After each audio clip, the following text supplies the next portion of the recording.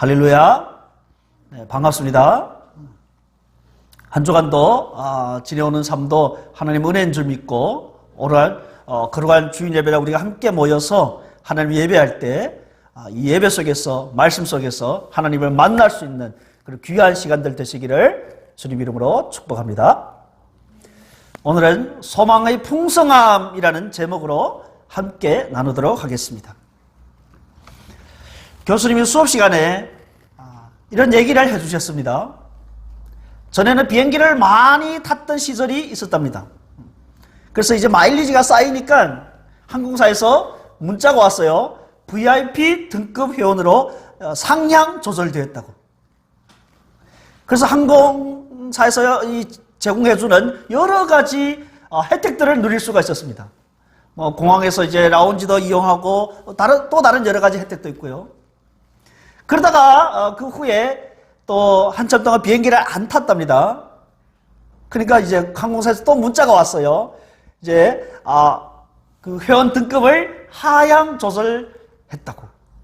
자, 이렇게 하향 조절하니까 이제 그 VIP 회원 때 누리던 그런 혜택들도 다 같이 사라지는 것입니다. 자, 뭘 말하냐면 우리의 구원도 이렇다고 생각하는 사람들이 있습니다. 구원받았다가도 말씀대로 살지 않으면 하나님이 그 구원을 빼앗아 간다라고 합니다. 자, 이것을 교수님이 뭐라고 하냐면 마일리지 구원관이라고 표현을 했어요. 굉장히 잘 표현하신 것 같아요. 오늘 우리가 읽었던 6장 4절에서 12절 이 본문은요, 신약 성경에서 가장 해석하기 어려운 본문 중에 하나입니다. 왜냐하면 믿었다가 타락하면 다시 회개하여 새롭게 될 수 없다라는 엄중한 경고가 들어있기 때문입니다. 예수님께서 이렇게 말씀하셨어요.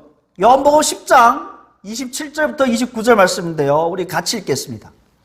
내 양은 내 음성을 들으며 나는 그들을 알며 그들은 나를 따르리니 내가 그들에게 영생을 주노니 영원히 멸망하지 아니할 것이요 또 그들을 내 손에서 빼앗을 자가 없느니라. 그들을 주신 내 아버지는 만물보다 크심에 아무도 아버지 손에서 빼앗을 수 없느니라. 자, 예수님의 이 말씀을 보면요, 우리의 구원은 확실하고 안전한 것입니다. 누구도 빼앗아갈 수가 없습니다. 신약 성경에서는요, 우리 구원에 대한 이런 약속, 이런 확실성에 대한 말씀들이 또 여러 군데 나타나고 있습니다. 여기는 준비가 안 됐네요. 요한복음 6장에도 나타나고요. 또 로마서 8장 끝부분에도 8장 38절 39절 또 빌립보서 1장에도 나타납니다. 자, 이러한 본문들을 보면 오늘의 본문과 굉장히 충돌이 되는 듯한 느낌이 들어요. 여러분, 우리는 성경은 정확무오한 하나님 말씀이라고 믿습니다. 자, 그렇다면 이러한 상충되는 듯한 문제들을 우리가 어떻게 해결할까요? 어떻게 바라봐야 하겠습니까? 이에 대표적인 두 진영이 있는데 한쪽은 한 번 받은 구원은 영원하다라고 주장을 합니다. 절대 타락하지 않는다. 자, 이런 사람들에게는 오늘과 같은 말씀은 굉장히 불편하죠.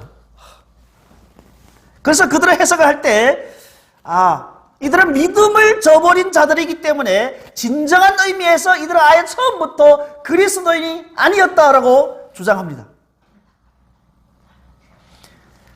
다른 한쪽은 우리의 구원은 확실하지가 않다. 언제든지 구원에서 탈락될 수가 있다라고 강조합니다. 그래서 어떻게 해요? 제대로 살아야 된다. 이들에게는 자신들이 주장한 이 교리를 옹호하는 대표적인 이 말씀이 오늘의 본문이라고 하겠습니다. 감리교회 창시자 요한 웨슬리가 이렇게 말해요. 이 말씀에 대해서 여기에 근거해서 나는 성도가 타락할 수 있다.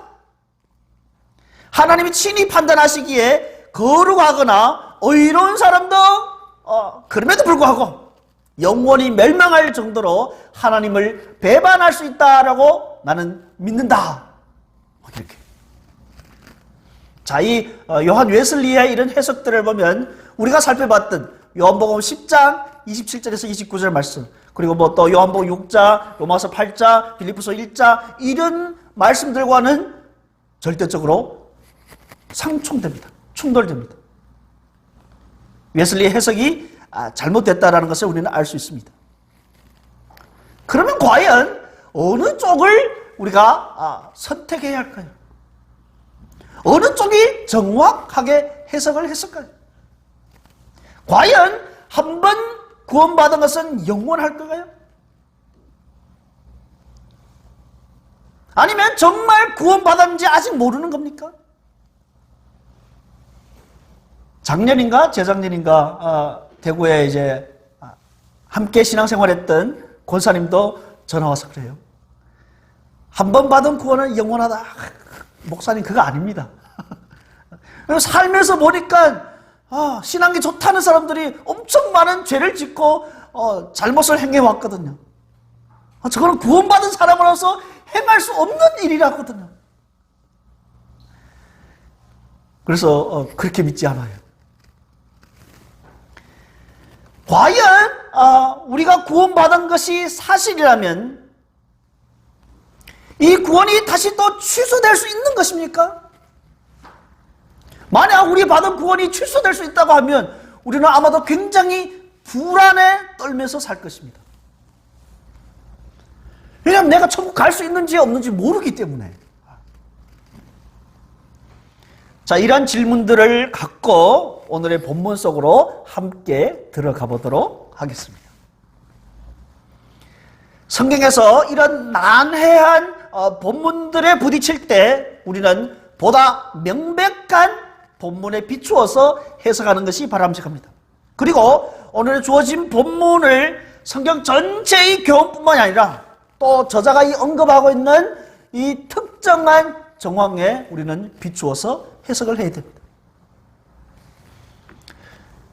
오늘의 본문은요, 지난주에 우리가 함께 나누었던 본문과 사실은 한개 단락입니다. 어떻게 알 수 있냐면요, 5장 11절에서 너희가 듣는 것이 두나무로 했습니다. 자, 이게 두나다라는 단어와 그 다음 6장 12절에서 게으르지 아니하고, 자, 이렇게 끝나는데요, 사실은 두나다하고 게으르다는 헬라어 원문을 보면 같은 단어입니다.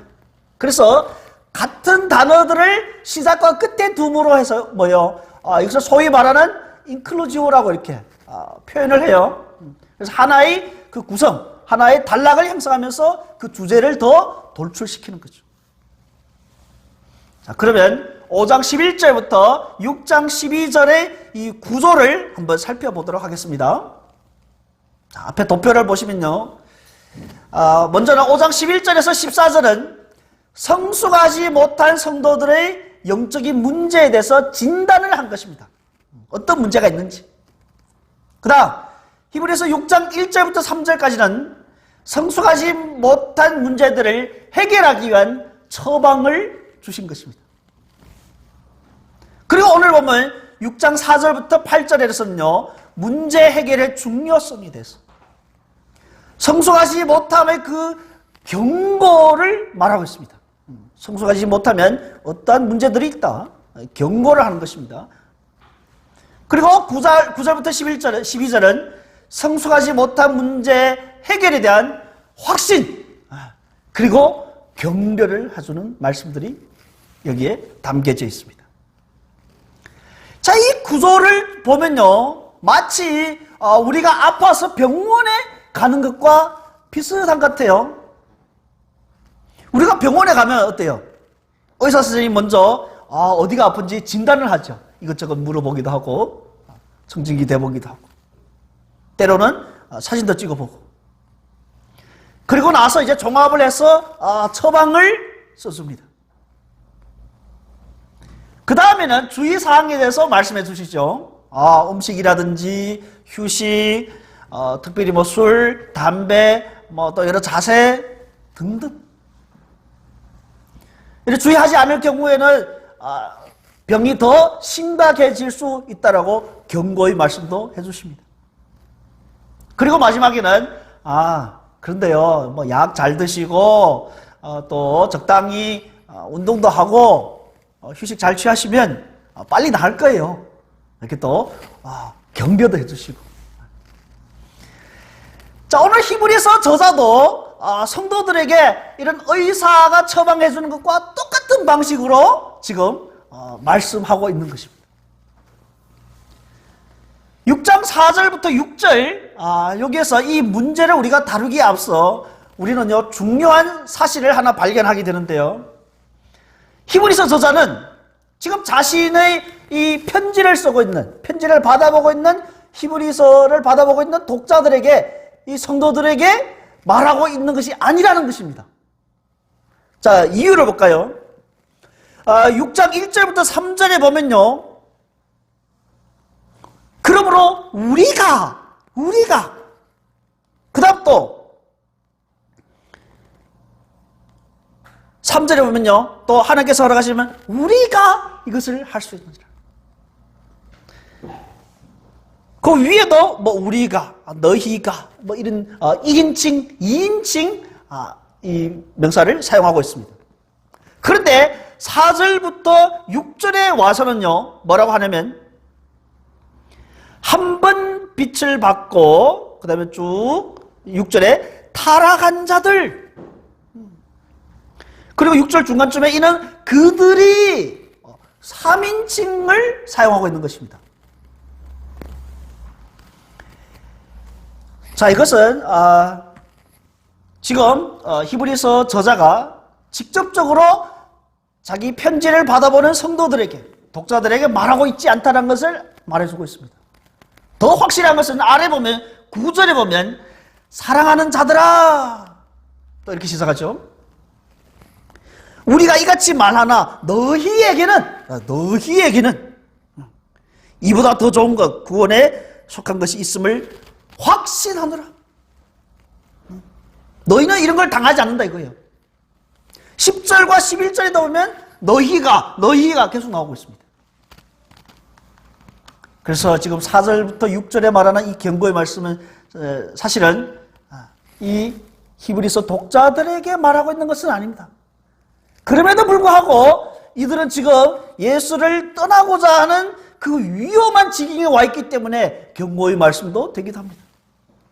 우리가 4절부터 6절의 말씀을 이해하기 위해서는요, 세 가지 문제를 해결해야 됩니다.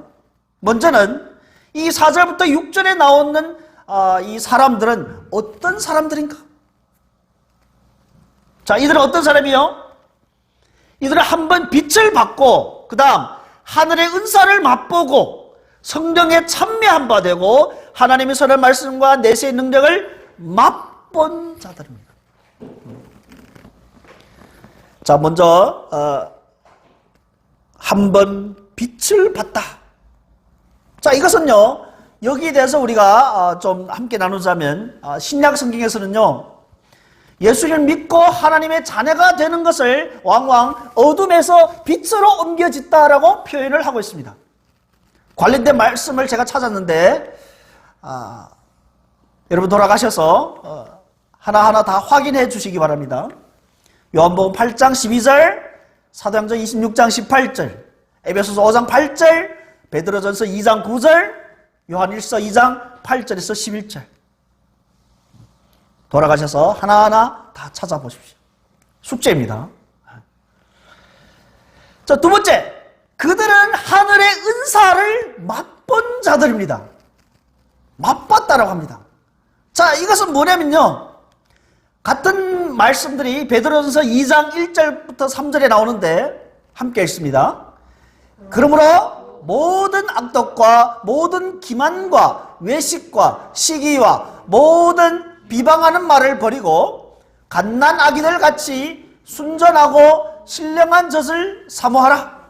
이는 그로 말미암아 너희로 구원에 이르도록 자라게 하려 함이라. 너희가 주의 인자하심을 맛보았으면 그리하라. 맛보았으면, 맛보았기 때문에 그리 할 수 있다. 세 번째는 그들은 성령에 참여한 자들입니다. 그들은 성령을 통해서 주어진 다양한 체험들을, 기적을 실제로 맛보한 사람들, 경험한 자들입니다.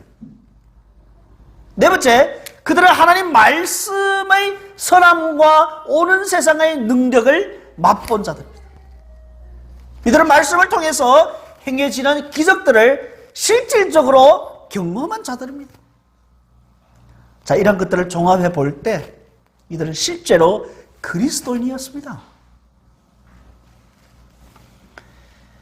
문제는 6절 말씀인데요. 6절 말씀이 우리를 불편하게 합니다. 그들에게 무슨 일이 일어났을까요? 그들은요, 타락했습니다. 그들은 배교했습니다. 이들은 예수님에 향한 믿음을 의도적으로 버렸습니다. 하나님을 떠났습니다.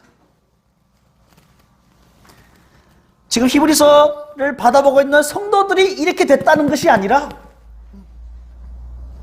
그럼에도 불구하고 지금 히브리서를 받아보는 성도들은 예수를 버리고 구약의 종교로 돌아가려고 하는 그 위험한 상황이 있잖아요. 그들을 경고하는 것입니다. 자, 이렇게 예수를 버린 이런 사람들의 운명이 어떻게 될까요?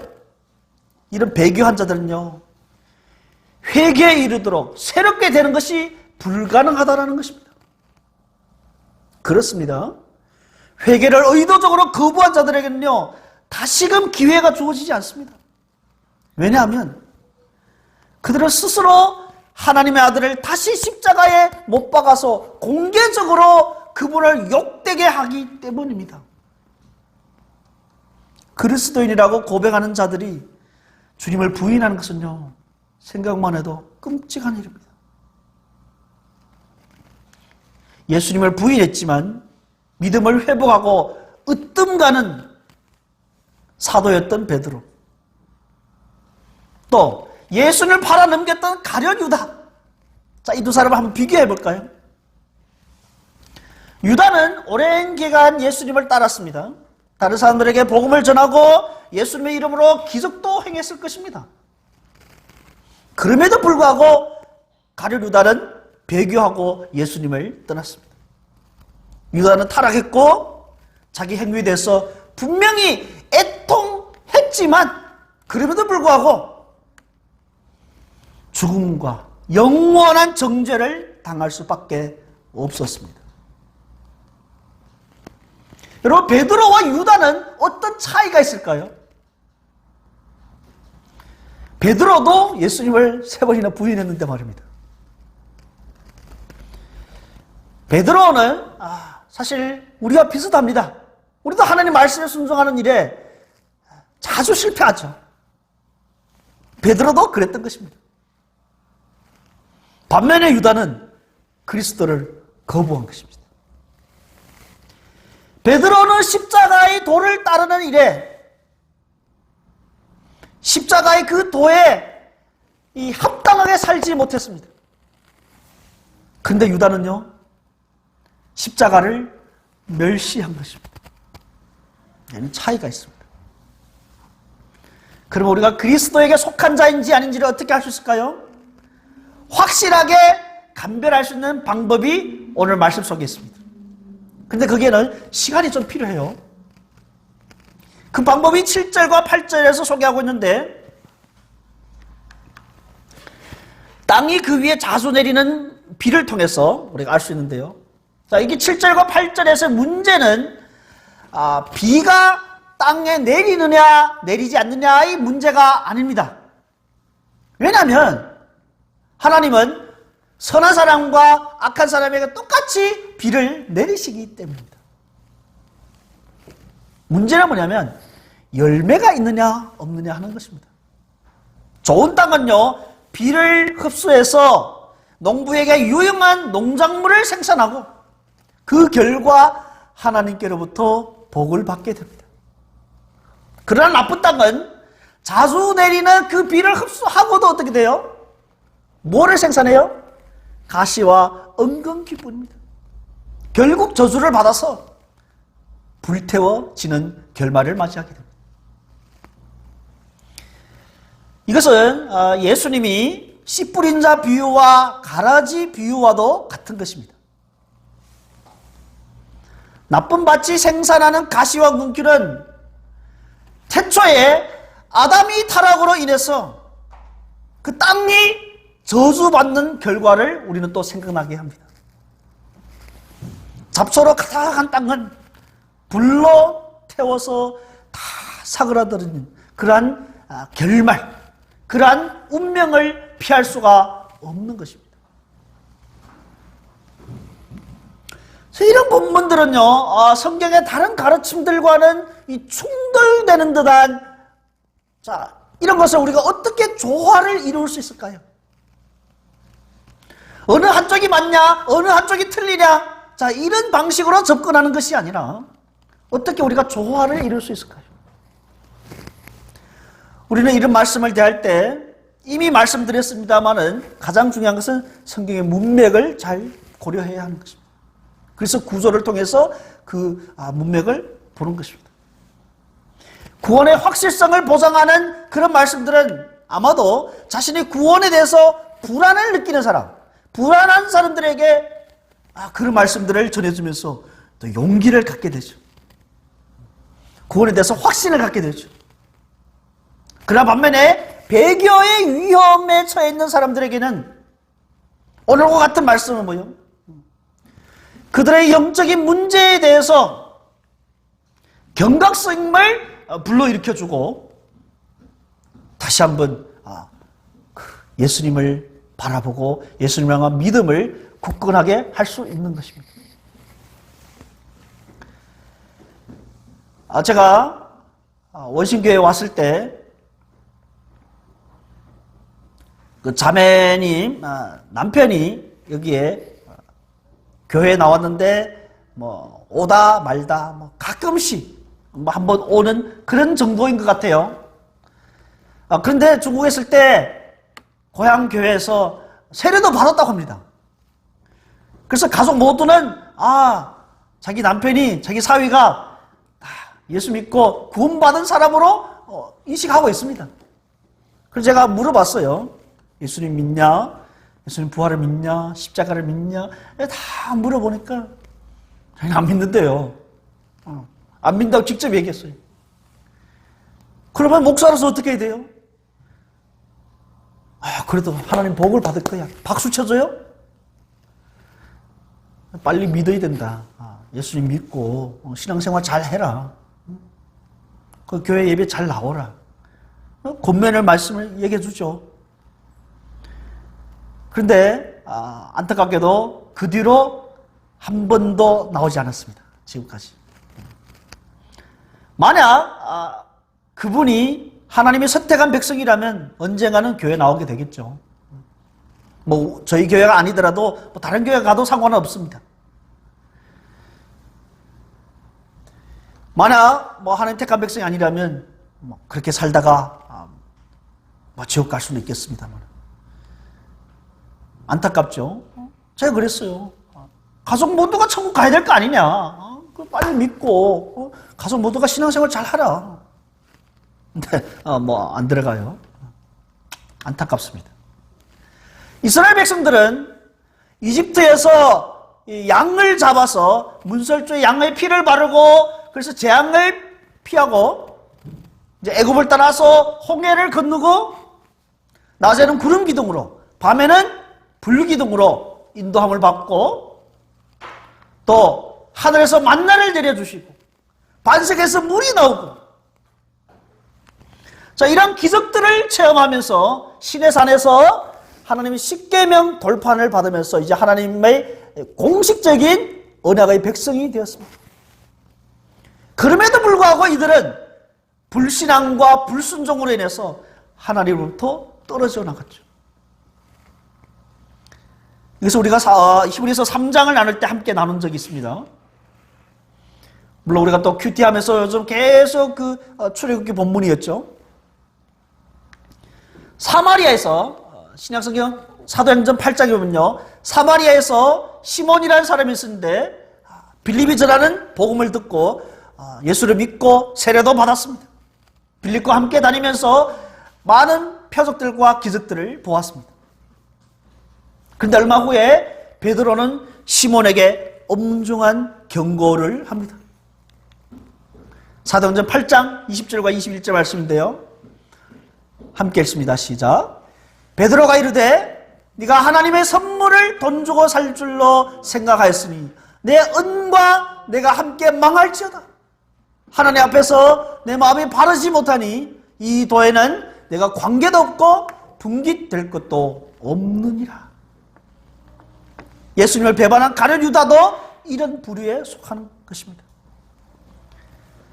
사실 예수님께서 이러한 가능성을 씨 뿌리는 자 비유에서 이미 명확히 말씀해 주셨어요. 돌밭에 떨어진 씨앗은 말씀을 들을 때는 그것을 즉시 기쁘게 받아들이고 금방 싹이 나지만 말씀 때문에 환난이나 박해가 오면 뿌리가 없어서 즉시 걸려서 넘어지는 것입니다. 물론 하나님은 누가 구원받은 사람인지 아닌지를 잘 아십니다. 그러나 우리는 모릅니다. 그것은 하나님의 주권이고 우리의 영역이 아닙니다. 그렇다면 우리는 어떤 자세로 임해야 할까요? 일단 교회에서는요, 다 좋은 밭이라고 신뢰를 해야 됩니다. 그리고 그들을 독려해줘야죠. 신앙생활 잘 하시라. 그럼에도 불구하고 또 한편으로는 돌밭에 뿌려진 씨앗처럼 떨어져 나갈 수 있다는 엄연한 사실을 우리는 인식하고 그러기에 영적으로 성숙하지 못한 갓난아이 상태에 빠진 그런 사람들에게는 경고의 말씀으로서 그런 위험에서 벗어날 수 있도록 도와주고 이끌어줘야 하는 것입니다. 그래서 히브리서 6장 4절부터 8절 말씀을 대할 때는요, 우리의 균형을 갖는 것이 굉장히 중요한 것입니다. 자, 신앙에서 균형이라는 단어는 굉장히 중요한 것입니다. 너무 구원의 확신에만 차 있다가 그럼 구원파 쪽으로 빠지게 됩니다. 그럼 아니다, 구원이 떨어질 수도 있다, 또 이러면요, 자유주의나 알비닌주의, 그래서 이런 쪽으로 이렇게 또 빠지게 됩니다. 우리의 구원은 그 누구도 빼앗아갈 수 없는 확실한 것임을 우리는 확신해야 됩니다. 아멘?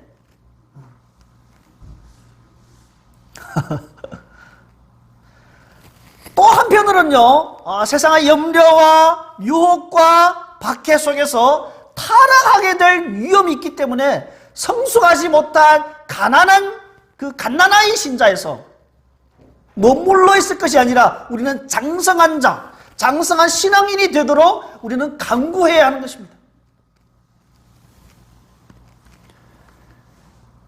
그것이 우리가 4절부터 8절 말씀을 대하는 우리의 신앙의 자세라고 할 수 있겠습니다. 자, 아래 9절부터 11절 말씀을 읽어보면요, 4절부터 6절에서의 말하는 그 분위기와는 완전 다른 내용입니다. 9절을 읽기 시작합니다. 사랑하는 자들아. 굉장히 친근한 사랑의 표현. 자, 이런 표현은요, 히브리서에서는 유독 여기에서만 한 번밖에 나타나지 않습니다.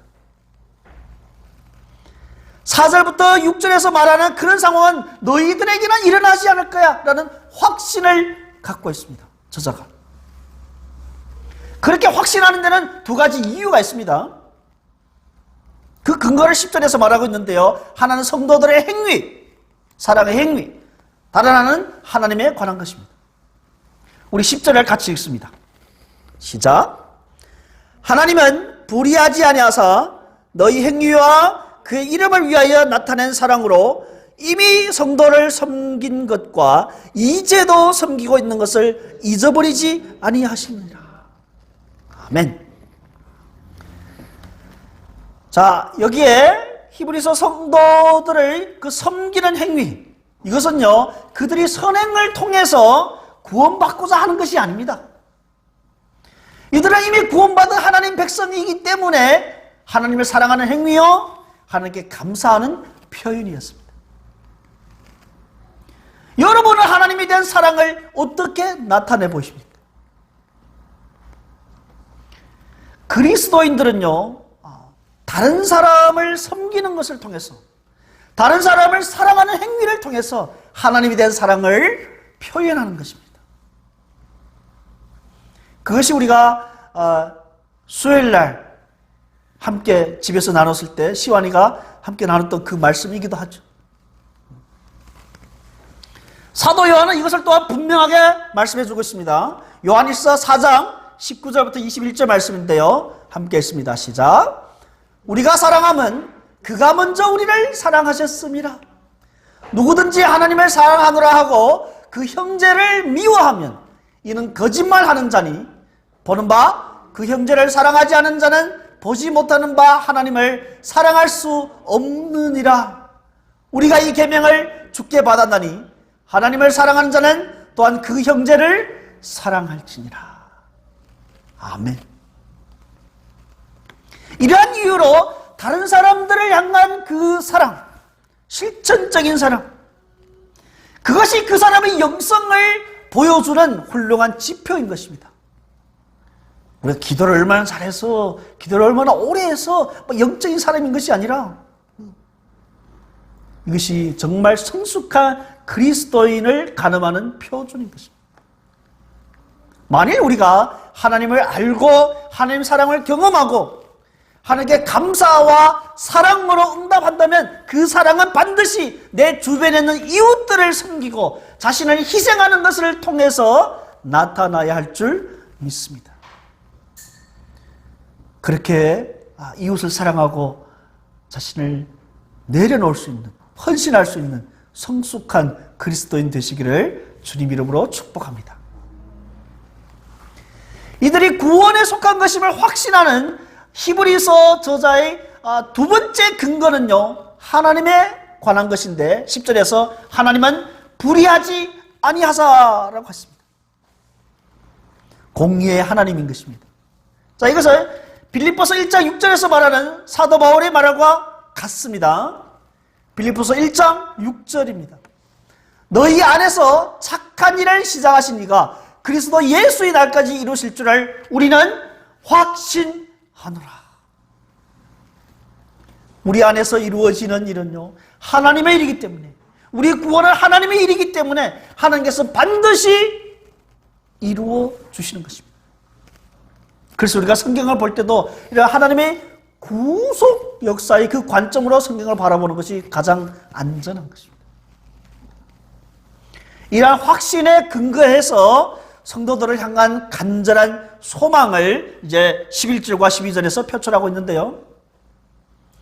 자, 이런 소망은 성도들을 향한 모든 목회자의 간절한 소망이기도 합니다. 저는 여러분 모두가 흔들림 없이 구원의 확신으로 그리스도 안에서 그리스도가 주시는 그 기쁨과 평안을 마음껏 온전히 누리시기를 주님 이름으로 축복합니다. 아멘. 이것은요, 바울이 에베소 교회 성도들에게 보내는 편지에서 보면 그 바울의 소망도 거기에 담겨져 있습니다. 그것을 함께 나누도록 하겠습니다. 에베소서 1장 16절부터 19절 말씀입니다. 시작. 내가 기도할 때 기억하며 너희로 말미암아 감사하기를 그치지 아니하고 우리 주 예수 그리스도의 하나님 영광의 아버지께서 지혜와 계시의 영을 너희에게 주사 하나님을 알게 하시고 너희 마음의 눈을 밝히사 그의 부르심의 소망이 무엇이며 성도 안에서 그 기업의 영광의 풍성함이 무엇이며 그의 힘의 위력으로 역사하심을 따라 믿는 우리에게 베푸신 능력의 지극히 크심이 어떠한 것을 너희로 알게 하시기를 구하노라. 아멘.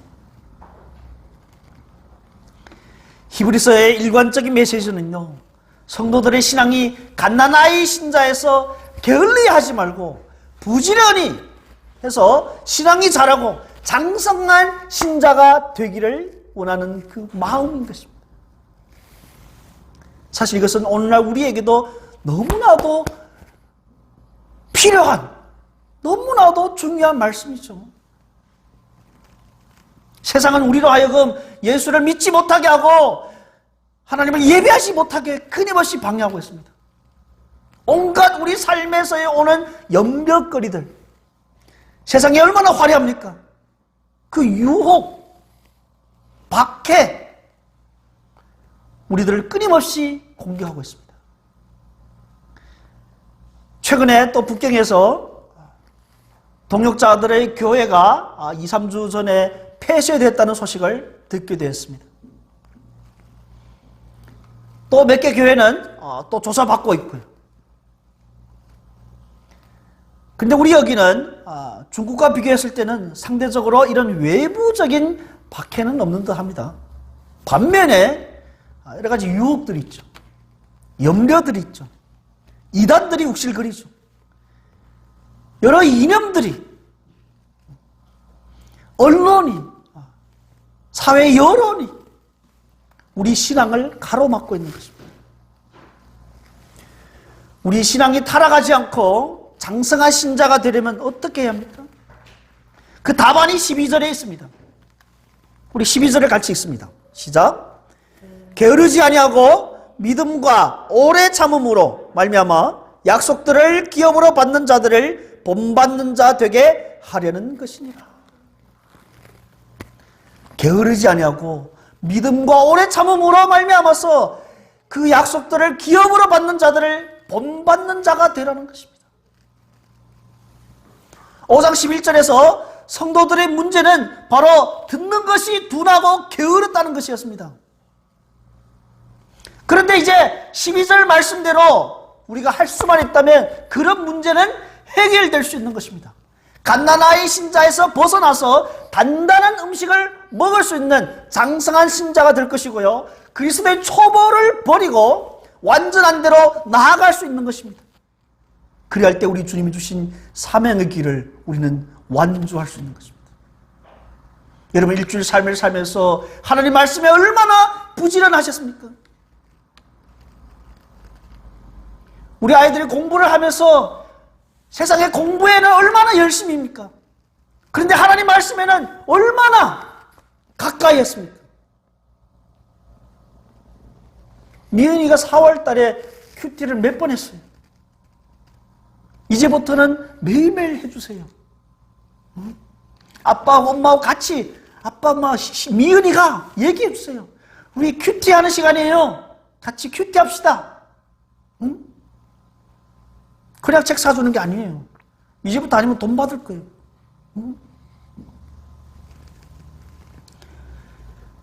설교를 준비하면서 초대교회 86년 동안 주님을 사랑하고 그 끝내는 화형을 당한 순교한 폴리갑이 생각이 났습니다. 죽음 앞에서도 폴리갑은 담담했습니다.